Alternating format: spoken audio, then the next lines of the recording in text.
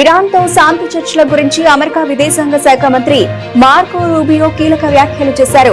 న్యూఢిల్లీలో విదేశాంగ మంత్రి ఎస్ జయశంకర్ తో కలిసి నిర్వహించిన మీడియా సమావేశంలో ఆయన మాట్లాడారు. మరికొన్ని గంటల్లో ప్రపంచానికి ఒక శుభవార్త అందే అవకాశం ఉంది అని తెలిపారు. దీంతో అమెరికా ఇరాన్ చర్చలు కీలక దశకు చేరుకున్నాయనే సంకేతాలు వెలువడ్డాయి. రూబియో వ్యాఖ్యల నేపథ్యంలో అంతర్జాతీయ దృష్టి మొత్తం అమెరికా ఇరాన్ చర్చలపై పడింది. తాజాగా డొనాల్డ్ ట్రంప్ కూడా ఇరాన్ తో శాంతి ఒప్పందం దాదాపు ఖరారైందని పేర్కొన్నారు. అధికారిక ప్రకటనకు ముందు ఒప్పందం తుది వివరాలపై చర్చిస్తూ ఉన్నట్లు ట్రంప్ తెలిపారు. కాగా హార్మోజ్ జలసంధిపై ఎవరి నియంత్రణ లేకుండా స్వేచ్ఛ రవాణాకు అవకాశం ఉండాలని ప్రపంచ దేశాలు కోరుకుంటున్నాయి.